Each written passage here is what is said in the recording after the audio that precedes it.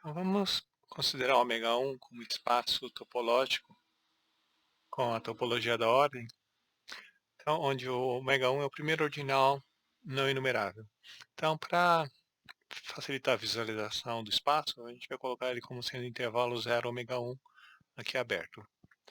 Tá? Então, a topologia é gerada por esses seguintes intervalos, né? O 0 alfa, onde aqui é aberto, depois intervalo aberto em alfa e aberto em beta, e os intervalos abertos em beta e abertos em ômega 1, onde o alfa e o beta aqui seriam ordinais menores que o ômega 1 também. Então, a primeira coisa que a gente vai verificar é que o 0 ômega 1 é sequencialmente compacto. Então, um espaço é sequencialmente compacto se toda sequência possui uma subsequência convergente. Ser convergente é exatamente como em espaços métricos, simplesmente significa o quê? Que o ponto é o limite da sequência se para toda a vizinhança só uma quantidade finita de elementos da sequência fica fora dessa vizinhança. Então, vou mostrar que ele é sequencialmente compacto. Então, pega xn e n ômega, uma sequência em 0 ômega 1, e a gente vai considerar a seguinte partição. Pega o par nm, vai estar no vai estar em A0, certo? Então a gente vai considerar que n é menor que m, se o xn for igual a xm. Agora, o, o par nm vai estar em A1 se n for menor que m e o xn for menor que xm. Então, que as duas ordens aqui, para esse par, as duas ordens coincidem. E o nm vai estar em A2 se xn for maior que xm, aqui no caso, se as duas ordens são reversas. Agora, pelo teorema de Hansen, eu sei que essa partição aqui vai ter que ter um conjunto homogêneo infinito. Tá só lembrando aqui, então, isso aqui se refere ao, ao fato de ser um par, e aqui é o fato de a gente estar dividindo em três subconjuntos. A partição é feita com três subconjuntos desse conjunto aqui, né, dos pares de ômega. Bom, então agora, se o B for zero homogênea, significa que o xn é igual a xm para todo nm em B, então essa aqui é uma sequência constante e converge. Se B é 1 homogênea, então, se ele for 1 homogênea, então todos os pares estão aqui, então eu tenho aqui a ordem preservada aqui. Então, eu vou ter uma sequência estritamente crescente. Agora, esses aqui são elementos de ômega 1, então uma sequência estritamente crescente, ela converge para o supremo. E finalmente, o B não pode ser 2 homogênea, porque se B for 2 homogênea, então eu tenho que n é menor que m e o xn vai ser maior que xm, então eu vou ter uma sequência estritamente decrescente, só que é uma sequência dentro de um conjunto bem ordenado. Assim, qualquer subconjunto dentro de um conjunto bem ordenado ele tem que ter mínimo. Só que esse conjunto aqui não tem mínimo dentro dele próprio porque ele é estritamente decrescente. Logo, esse conjunto não pode ser infinito. Bom,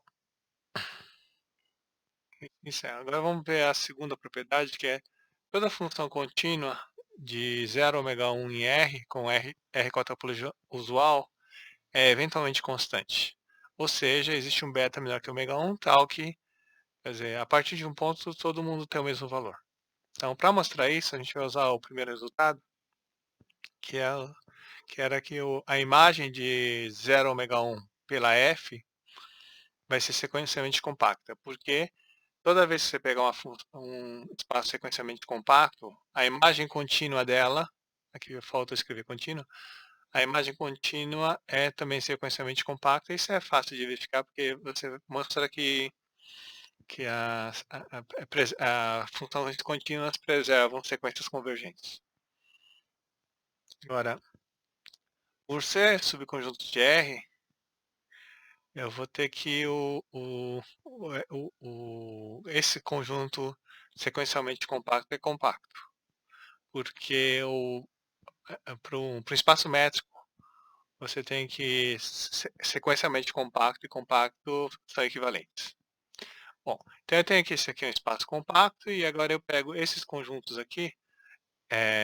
Isso aqui é uma família com a propriedade de intersecção finita, porque se eu pegar uma quantidade finita desses aqui, ele vai conter, essa intersecção finita vai conter a imagem do máximo desses elementos aqui.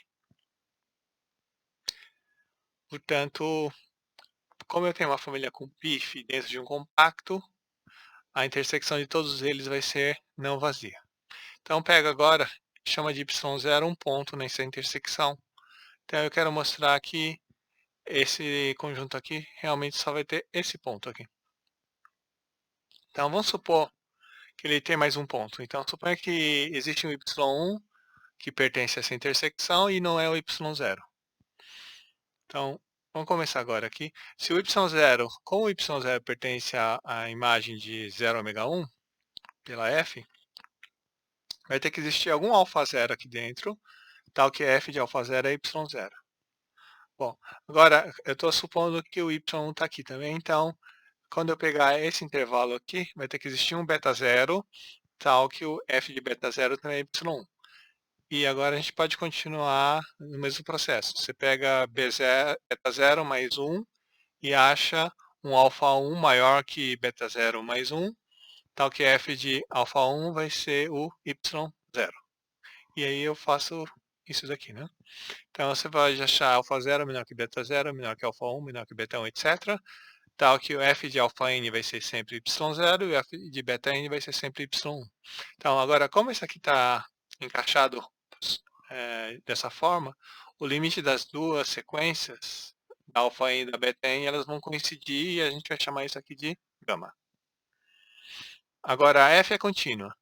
Então, a f de gama vai ser igual ao limite de f de alfa n, já que o gama é o limite de alfa n. Então, f de alfa n é y0. Então, o limite vai ser y0. Por outro lado, f de gama é o limite das f de beta n's, porque o gama também é o limite dos beta n's, só que o f de beta n é y1, então eu tenho que f de gama vai ser y1. Assim, eu vou ter que como f de gama é igual a f de gama, y0 teria que ser igual a y1, que é uma contradição com o que a gente assumiu aqui, né? Que eram pontos diferentes. Portanto, essa intersecção só pode conter um ponto. Então, agora vamos continuar aqui. Toma y0, o único ponto da intersecção, né? E chama de Bn os betas menores que ômega 1, tal que f de beta menos o y0 é maior que 1 sobre 2n. Então, eu vou ter que o conjunto dos betas menores que ômega 1, tal que f de beta é diferente de y0, isso aqui está contido na reunião dos Bns, porque é fácil de ver, né? Porque se os dois pontos são distintos, a distância é positiva, então ele vai ser maior que 1 sobre 2n para algum n, então ele vai estar nesse conjunto aqui. E se ele está aqui, obviamente que os pontos têm que ser diferentes. Esse ponto e esse ponto teria que ser diferente, então eu tenho a união. Bom, então o fato 2 é mostrar que só tem uma quantidade inumerável de pontos onde o f de beta é diferente de y0. Então, se esse conjunto é não enumerável, por causa dessa união aqui, eu vou ter que... Essa aqui é uma reunião inumerável de conjuntos, então ela só pode ser, se ela for não enumerável, uma delas vai ter que ser não enumerável. A reunião inumerável de conjuntos enumeráveis vai ser inumerável porque a gente está assumindo o axioma da escolha. Bom, então, existe um n0 em ômega tal que B de n0 é não enumerável. Logo, em particular, o Bn0 é um subconjunto de ômega 1. Se ele é não enumerável, ele é ilimitado em ômega 1. Então, agora eu tenho aqui os pontos que davam y0, são ilimitados, que é o que a gente verificou primeiro, e agora a gente também sabe que o Bn0 é ilimitado por hipótese, né? Então podemos construir assim, alfa 0, beta 0, alfa 1, beta 1, parecido com o que foi feito antes, de forma que f de alfa n sempre está nesse conjunto, e o f de beta n está dentro desse conjunto aqui.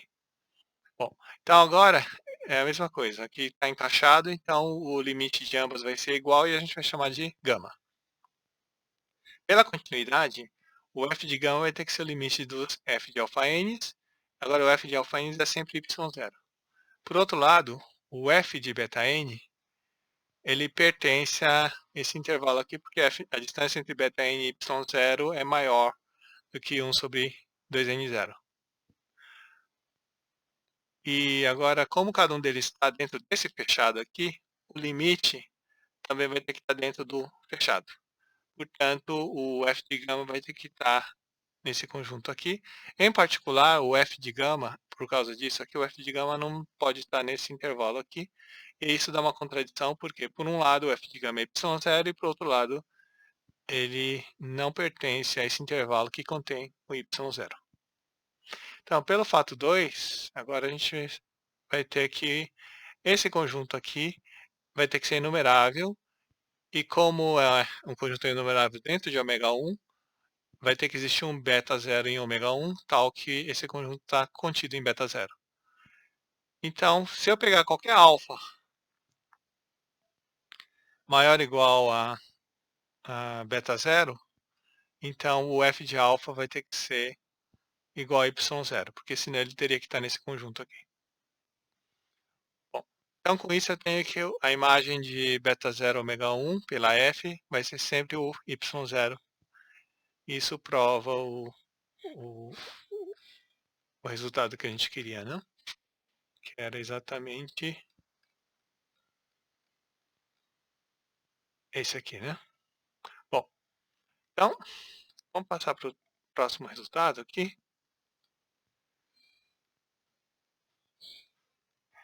que é esse aqui, né? Que 0 ômega 1 é compacto. Então, na verdade, para mostrar isso, a gente vai mostrar que 0 alfa é compacto para toda alfa menor ou igual a ômega 1. Na verdade, isso vale para todo ordinal, tá? Não precisa parar em ômega 1. Mas o que a gente vai usar é só até ômega 1. Então, faz por indução, né? Eu tenho que intervalo 0, 0, ele só contém o ponto 0, então ele é finito, portanto ele é compacto. Agora, suponha que 0 beta é compacto para todo beta menor que alfa, e a gente vai provar que o 0 alfa também é compacto. Então, por indução, isso aqui.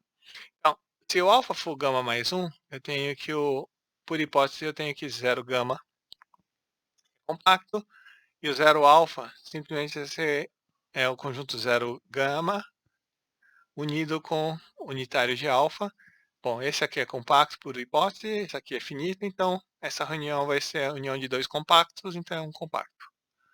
Agora, se alfa é limite, você fixa uma cobertura aberta qualquer de 0 alfa. Então existe um aberto U pertencente a U tal que o alfa vai ter que estar em U. Agora, o alfa é limite, então vai ter que a vizinhança vai ter que ter alguma vizinhança de alfa tal que contida dentro de U, porque o U é aberto. Então, existe um beta menor que alfa, tal que beta alfa mais 1, intervalo aberto aqui, é igual ao beta alfa intervalo fechado, contido em U. Então, agora, como o 0 beta é compacto, existe um U0 contido em U, tal que o 0 beta vai estar contido na reunião de U0. Agora, eu tenho que esse conjunto contém de 0 até beta, e o U contém de beta até alfa, então, se eu juntar os dois aqui, a reunião desse conjunto aqui vai cobrir o 0 alfa, então eu vou ter que vai ser uma subcobertura finita de 0 alfa. Portanto, o 0 alfa é compacto para todo alfa.